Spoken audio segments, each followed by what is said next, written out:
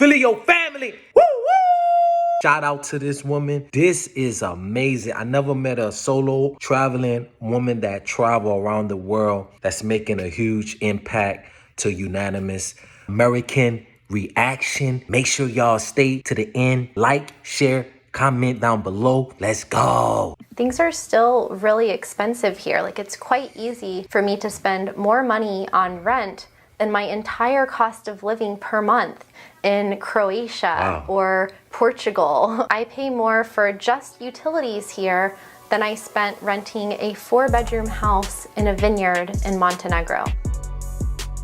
That's crazy. How I feel about living in the US. So this is a bit of a different style of video than I've made before on this channel, but I've been wanting to make it for pretty much the whole year that I've been back living in the US, because I've basically spent half of my life living in foreign countries. And since coming back due to the global circumstances, there's just quite a few things that I've noticed that have either been intriguing me or bothering me or saddening me about what life in modern day America is like. So I just wanted to share some of these insights with you, the good, the bad, and the ugly. I'm curious to hear your thoughts or if you agree. And I don't want to offend anyone, but sometimes cliches and stereotypes are based in truth, and some stereotypes about the US I have come to believe are in fact quite true. So if you're new here, you're probably wondering, where the heck have you been this whole time? Well, if you've ever lived abroad, you know that sometimes you say you're gonna go for 1 month or 1 year, but then you never come back. And that's pretty much what happened with me. I lived abroad for the first time when I studied abroad at 20 years old. And 1 semester turned into 2 semesters, and 1 year turned into 7 or 8, yada, yada, yada. Because once I realized that I could live in foreign countries, and typically for less money than it cost me to live in the US, I just kept going. Long story short, I've been to a lot of countries, I've learned a lot along the way, and naturally, when you live abroad for a long time and then you come back to your home country, you experience some degree of culture shock, and maybe we can all learn something from it. So whether these things are positive or negative or good or bad, you be the judge. I'm gonna try to be as objective as possible. Here we go. The first thing that I noticed when I got back to the US was the consumerism and materialism mentality of America. Everything is just so big, so expensive, so extreme, or so kind of like overdone and exaggerated. From the cars to the roads to the shopping malls to the quantities of food that you get at restaurants to the selection of stuff that you can get at the grocery store. And so the first thing I had was kind of this consumerism overload when I got back, and I spent so much money in the first 2 months that I was here just on going out to eat and groceries and like buying stuff on Amazon. I mean, I had been living in countries that didn't even have Amazon, and one time I had to mail some stuff from Bali, and I had to actually mail it on a ship. Like, it took 3 months to get to my house in Florida. Dang, and 3 months in the from US, Bali? it's like you can get everything you want on demand, and everything always has to be bigger and better. And I guess that's part of the nature of like capitalism and competition, and also the US having so much space to like expand and grow into. But everything is really larger than life here. Like, even today, it's been 8 or 9 months that I've been here, and still when I walk into the grocery store, I'm still overwhelmed with the selection of stuff that's in there, and snacks and impulse buys at the cash register when you're trying to leave. It's quite impressive the way that corporations and marketing experts have designed stores in such a way to really maximize the profit per square foot. It's really hard to get in and out of there without spending more money than you had anticipated. And usually when I'm traveling, I'm sad that there's only one brand of peanut butter.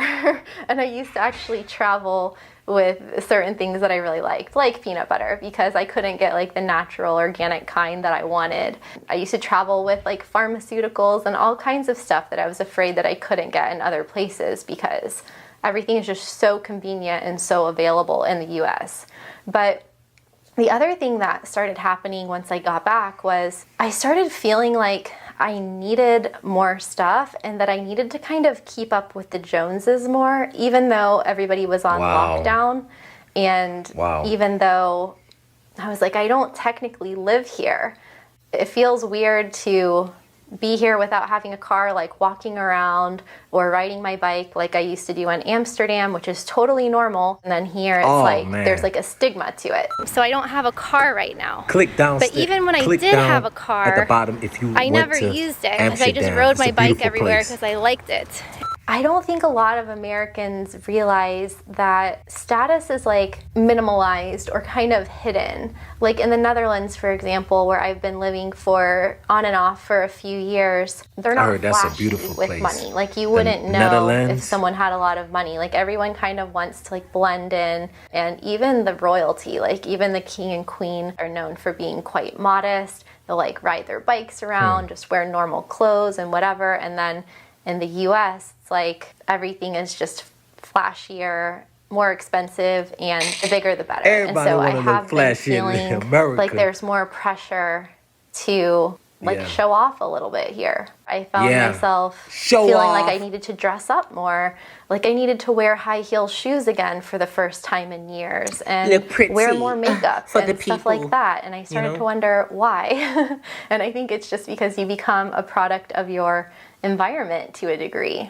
It's not just the culture and society of consumerism, it's also the in-your-face marketing and advertising. Like the sheer volume of billboards and ads and commercial breaks on TV and what they are advertising for has been quite jarring. First and foremost, the pharmaceutical marketing and advertising. It's illegal to advertise pharmaceutical drugs in I think every single country except the US. In New Zealand. And so to see such a huge volume of commercials pushing drugs for people to like prescribe a drug from watching a commercial and then to go to their doctor and ask for that drug is just very shocking. It's shocking that that's allowed and accepted. And then to see billboards like advertising the ER wait times, advertising hospitals, like why would you want to advertise something like good about the ER? Hopefully you don't have to go there ever. Right. I don't know, that kind of thing is really weird. And then equally, there's ads for a better, more efficient dishwashing detergent that goes in like the dishwasher. And I was thinking, there's not even dishwashers in most houses in other countries around the world. And ads for dryer sheets. Like, I haven't had a dryer in years. There's not dryers in Europe. It's very rare that you would have a dryer and a dishwasher in your house. So to see advertisements for like dryer sheets and more efficient liquids that go in the dishwasher where you don't have to wash the dishes anyway is kind of surreal. Right. Now, this consumerism thing isn't something new to me because I remember when I was selling real estate in Costa Rica, I remember these clients specifically that bought this beautiful ocean view lot, and they were like, we want to simplify, we want to move down to Costa Rica. And so they sold all of their stuff. Like, they got rid of hundreds of thousands of dollars worth of stuff that was in their house in Massachusetts, and they moved to Costa Rica. Wow. And they literally replaced all of their stuff. Like, they built a 3-story house and filled it with more stuff. And they invited me to come see it when it was done, and I was like, what is all of this stuff? And they had basically imported their consumer habits from the US to Costa Rica. And they even brought a container of their stuff down too. So the stuff that they didn't sell, they brought in a shipping container and paid a lot of import taxes and transported it. And that just really stuck with me because I was like, this is not the definition of simplifying. This is just replacing the stuff that you already had. One of the biggest things I've noticed though is the price of everything.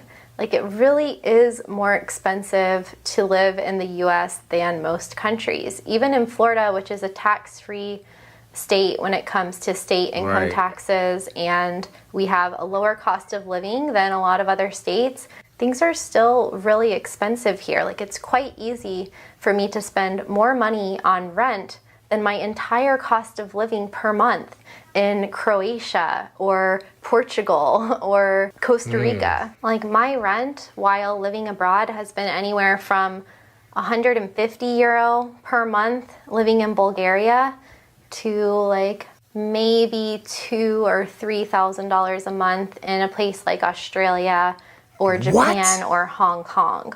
But in the US, like my neighborhood, just looking around for like a 1-bedroom unfurnished apartment in a nice area of Miami is like easily $1,500 to $2,000 a month. And then on top of that, you have hundreds of dollars in your electricity bill and your internet. Utility I pay more bills, for just utilities here than I spent renting a 4-bedroom house in a vineyard in Montenegro. And for what I pay for a furnished Airbnb here, I could get a 2 or 3-bedroom furnished Airbnb on the beach in Mexico. So yeah, the cost of rent is more, the cost of utilities is more, the cost of insurance is more, the cost of healthcare is more. My insurance policy is probably at least $300 to $350 per month with like a $10,000 or $15,000 deductible.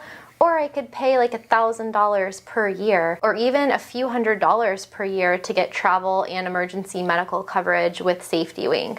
So it's pretty crazy. It's not bad. I just pay out of pocket to get medical treatment anywhere in the world. Like, I'll pay $20 for a doctor's appointment in Thailand or Costa Rica or Nicaragua or something like that. And you're done with the bill. The same America thing here or the same procedure would cost thousands of dollars. Another thing I realized really quickly once I got here was that the pace of life is significantly more intense in the US. I've found that in other countries, people have more balance. At least people have a better quality of life and like a more sustainable pace of life that isn't so intense. Like, the first time I went to Europe, one of the first things I noticed was the leisurely lunches and just so many people sitting outside and enjoying the weather, enjoying the daytime, enjoying their food, enjoying a glass of wine or a beer with lunch. And that just doesn't happen in the US unless it's Sunday brunch or something.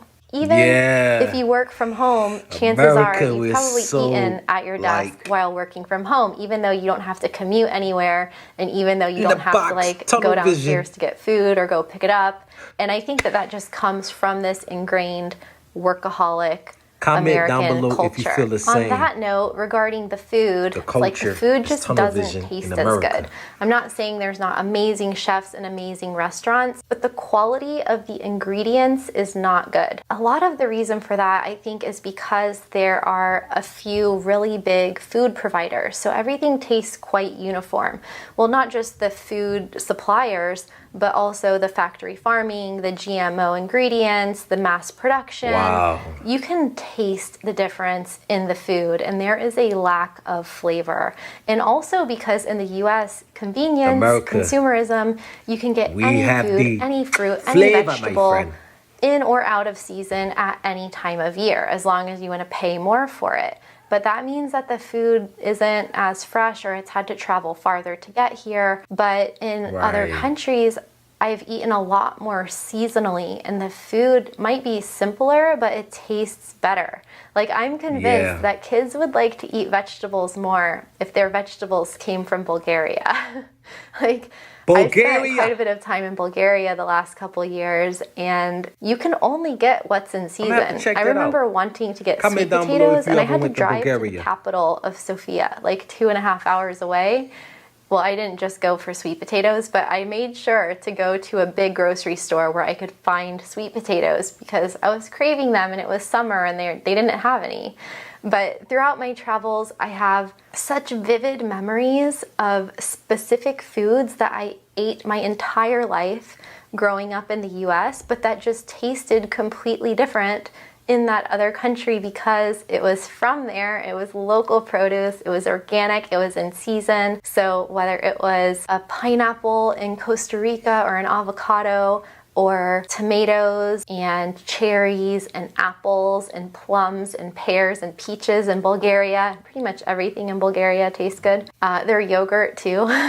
Or fish in Japan, obviously. So fresh, so good. Arugula in Italy, house wine in France. It's like when you get the product or the ingredient locally and it just Comment grows down below there if you're a and wine it's in drinker, season, like it tastes me. I amazing. love And when it's not genetically Loes. modified. And so I feel like I've been spending a lot of money eating out for like really mediocre food that kind of tastes the same in every restaurant. It's weird. And like another problem is that significantly more of the population is obese. So the US obesity rate right now is 42.4%. Which is the first time apparently in the country's history that it's been over 40%. But it might be half of that. Like it's only 18 or 19% in the Netherlands and Japan. But the US has one of the highest obesity rates in the world. Yeah, and man, I can't help but think that it's a combination of all those factors.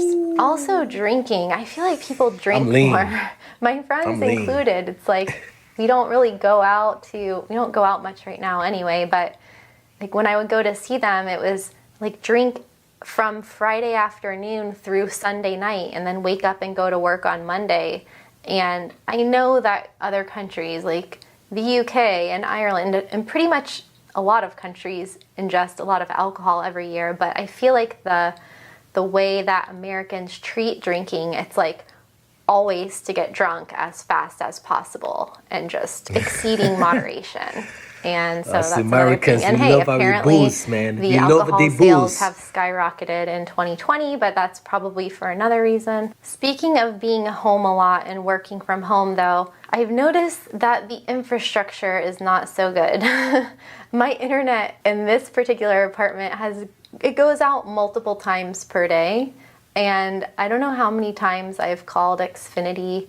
I've even gotten a backup with AT&T, but I looked it up and the US has pretty mediocre, moderate internet speeds on the global index, but it ranks 119th out of like 206 countries when it comes to the cost. So internet, telecommunications, cell phone service, these things are really expensive in the US and not in other places. So in Estonia, you could pay a few euro and get like an unlimited data plan on your SIM card. Or in Mexico, I just got 3 SIM cards for clients. It cost me like $10 each to get a data plan for 1 month. I mean, in the US, like, your cell phone's probably going to be at least $30 or $40 a month to more than $100 per month. You're probably paying over $100 for your internet and cable package, and you will be paying a third of that in another country. But even though there's not good customer service with the monopoly style companies like telecommunications providers in the US, a positive thing I have noticed is how good the service is in general. Like if you go out to eat at a bar or a restaurant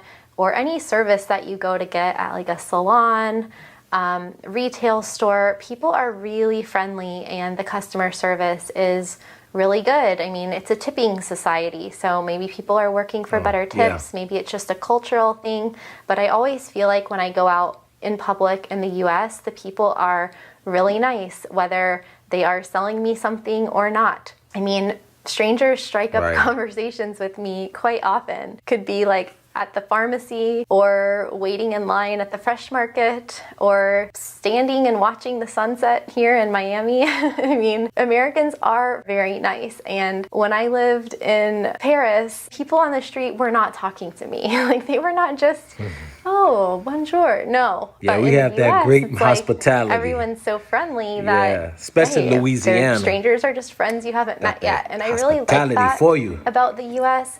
But I've noticed that it can be a little bit shallow. Like these are like friendly acquaintance type of conversations. But then when it comes to making new friends, I found that to be particularly difficult this year, and I found Oh, wow. dating to be particularly hard. And I have found the Dating? conversations that Girl, I've you had beautiful. when I'm Why? getting to know people has been different, like less depth than it has been during my travels. And maybe it's because when you're traveling and you're meeting foreigners in other places, you don't know when you're going to see them again. So you kind of cut through the like small talk and you get straight to really deep kind of like existential things and philosophical and things about life. And even with the even making friends with locals, like I've just had some amazing conversations in my travels, but I've noticed meeting people here, a lot of stuff centers around Norway. the day-to-day. A lot of it is kind of like gossipy, which I'm also not used to, because when you don't live in your home country, like no one talks about you because no one even knows you're there. Knows so you, it's right. been weird to be back into this cycle of kind of like pettiness. Like one girl got mad at me because she said that I didn't say goodbye to her when like leaving dinner, but I did. What? I had to leave early, but she doesn't remember because she was really drunk. So then like her friends, like our mutual friends, told me that she was mad at me and like that sort of stuff. I'm just really not used to that after being living abroad for 15 years. And my perception is that they get wrapped up about rather insignificant things because it's kind of first world problems. Maybe it's all of the headaches and the hassles and like Murphy's Law and things that go wrong while you travel, or maybe it's being exposed to extreme poverty and pain, like publicly, that you can see in the streets, that it's kind of made me think that like the good little things, those little moments in life are very meaningful, but like little annoyances are not important. So when people are complaining to me that someone cut them off in traffic, or someone said this to them on a Zoom call, or someone said this about so-and-so, or what was she wearing, or whatever, I'm like, gossip.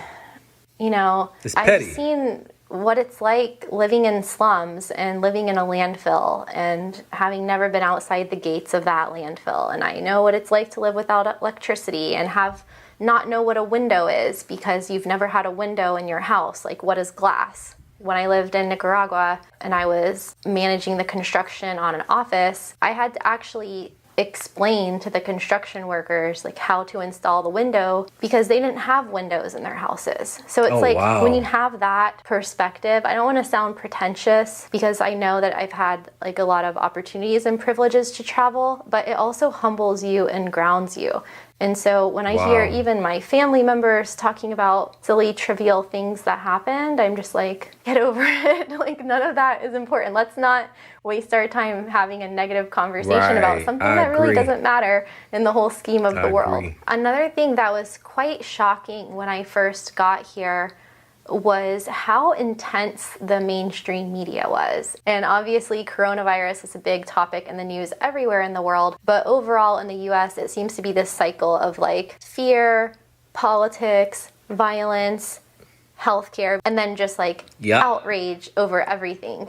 And other countries obviously cover these topics and cover politics and things in their news, but most other countries have a public option in their healthcare system, or healthcare is free, or it's included in your taxes or whatever, or they don't have as big of health problems as we do. So it's not like always the main focus of the conversation in the news. And other countries also have political debates and different sides and different ideologies and perspectives, but most countries have more than two main political parties. So it's not like this us versus them mentality all the time. It's kind of more diluted and distributed among different groups. I'm not saying that there's any right or wrong way, but it definitely makes sense when I look at the culture of the US, how everything has kind of become simplified and gamified.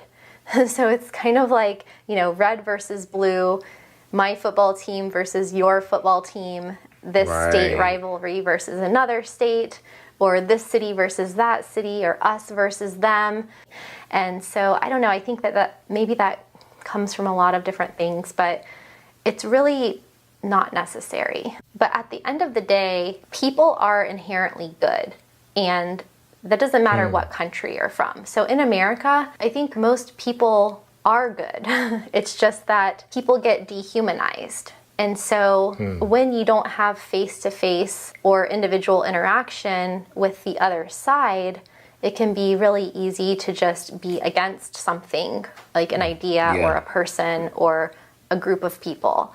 And that gets propagated a lot in the media, and it's just more pronounced and more in your face. I think overall, the biggest thing I've noticed is that the US is a bit of like a walking contradiction and a paradox. We are told that the US is the best at most things or has the best everything, but that's not necessarily true.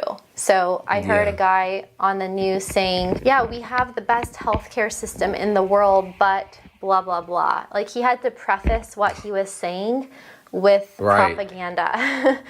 Like, the US doesn't have the best healthcare system in the world. Like, it doesn't make the top of world rankings for the Peace Index, happiness, safety, education. I mean, we're just not the best at everything, like internet speed. So it's just keeping things in perspective and realizing that not everything is what it seems. There's something called the Hofstede Index, which ranks countries by different variables, like how individualistic or collectivist they are. And each country can get a different score. And when I studied this in college, I found it so interesting because I didn't even know what that was. I didn't know that the US was an ethnocentric, individualistic country.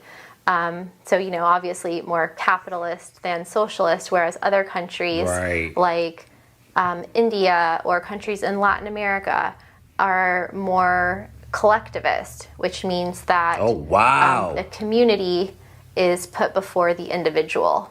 And so since the industrial times, the US has gotten more individualistic and people have become more separated and more spread out. And I think that that could be one of the causes of the problems that we're facing in modern day society, especially with people taking on 100% of the responsibility for childcare and remote learning, and both parents having to work full-time jobs to put food on the table and still being below the poverty line, and like all of these other issues in the US. I mean, coming back to the US during this time has reminded me a bit of why I've basically dedicated my entire life to helping people figure out ways that they can live life on their own terms so that they don't have to remain stuck in one physical geographic place or in one paradigm or in one way of thinking.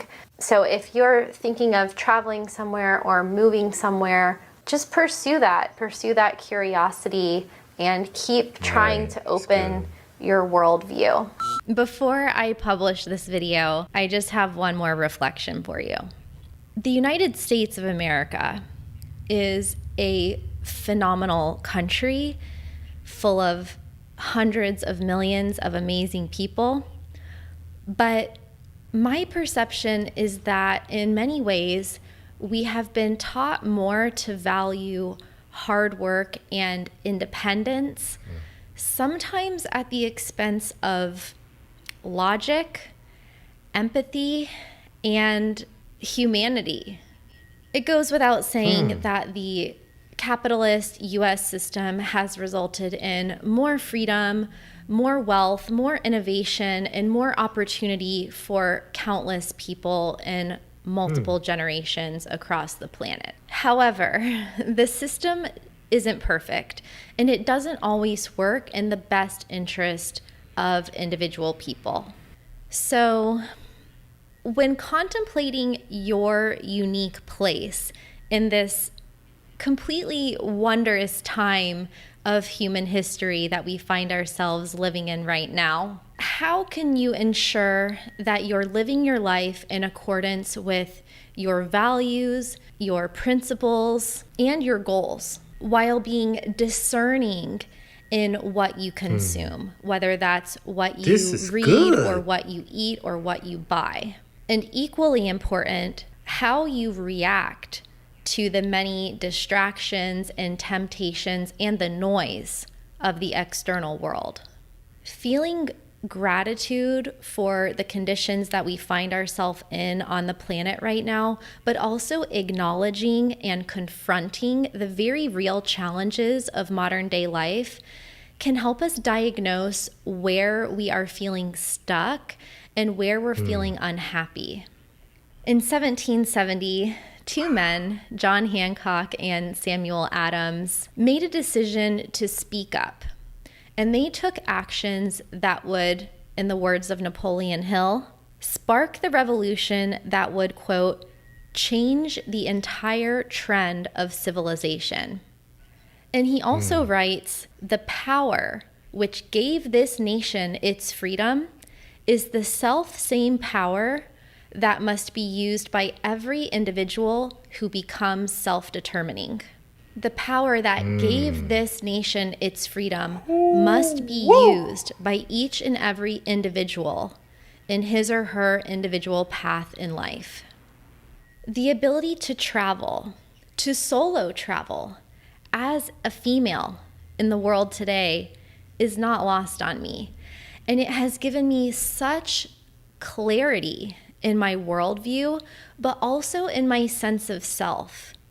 And in a degree of confidence that I don't think that I could have attained in any other way. And my goal in making this channel was to pass on that gift to... Wow.